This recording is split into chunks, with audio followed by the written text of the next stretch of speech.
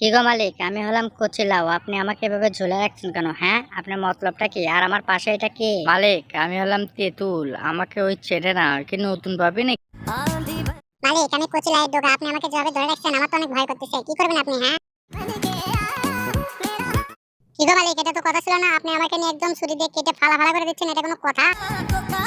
হ্যাঁ হ্যাঁ হ্যাঁ, মালিক তো দেখে অনেক জালেম, আমাকে একদম কেটে কুচি কুচি করে দিচ্ছে। সবাই দেখুন। মালিক তো দেখে লবণ আর মরিচ যেভাবে ভর্তা করতেছে, আমাদের কপালে যে কি আছে, খুব ভয় করতেছে তো।